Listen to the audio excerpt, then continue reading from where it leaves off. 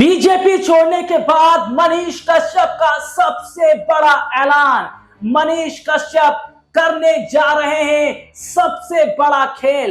और क्या मनीष कश्यप अब सीधे भारतीय जनता पार्टी को चुनौती देने के लिए तैयार हैं?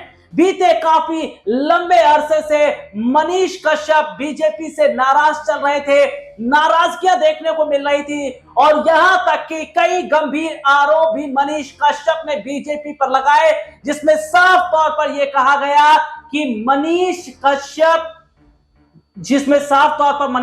ने कहा कि बीजेपी ये चाह रही है कि वो चुपचाप काम करते रहे, वो मुद्दों पर ना बात करे, वो सरकार की हां में हां मिलाते रहे।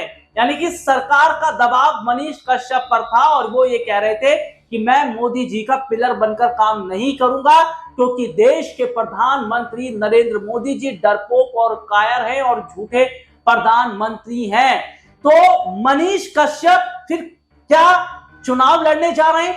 किस सीट से लड़ेंगे, किसकी पार्टी से लड़ेंगे? और बीजेपी छोड़ने के बाद जो बड़ा फैसला मनीष कश्यप का है वो मैं बताऊंगा, उसको ध्यान से सुनिएगा। जी हां, बिहार में इस साल विधानसभा चुनाव होने वाले हैं और चुनाव से पहले बड़ा फैसला मनीष कश्यप ने किया है। दरअसल अपने दर्शकों को बता दें कि हरी झंडी मनीष कश्यप को दिखा दी गई है जन स्वराज पार्टी की तरफ से। 23 जून को जन स्वराज पार्टी में शामिल होंगे, जी हां, मनीष कश्यप। और सबसे बड़ी बात है कि जन स्वराज की टिकट से वो चुनाव लड़ेंगे। मनीष कश्यप चनपटिया सीट से चुनाव लड़ेंगे। जो चनपटिया सीट है वो पश्चिम चंपारण जिले में आती है और सन 2000 से भारतीय जनता पार्टी का ये किला है।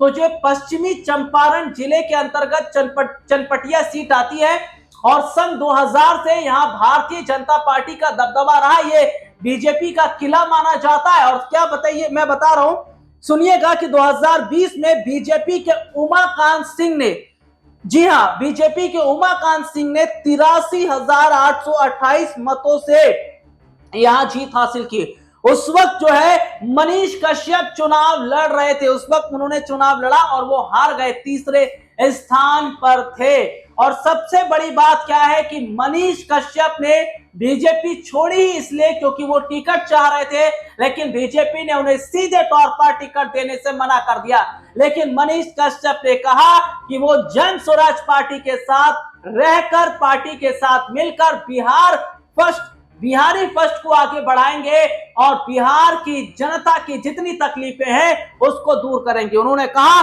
भारतीय जनता पार्टी सबसे झूठी पार्टी है और बीजेपी को वोट मत दीजिएगा, क्योंकि ये लोग बिहारी लोगों को जिस तरीके से कुछ नहीं समझते हैं और गुजरात में फैक्ट्री लगाते हैं और बिहार के लोगों को यहां से वहां बुलाया जाता है। तो ये असलियत है बीजेपी की। और यहां पर देखा जा रहा है कि मनीष कश्यप ने सीधे तौर पर कहा कि अब भारतीय जनता पार्टी के अंत का समय आ गया है, बिहार में एनडीए की सरकार नहीं बनेगी। उन्होंने कहा जन स्वराज पार्टी अब पूरे बिहार में नंबर 1 आने वाली है और तमाम सत्ता पक्ष के लोगों का जो घमंड है वो अब टूटने भी वाला है।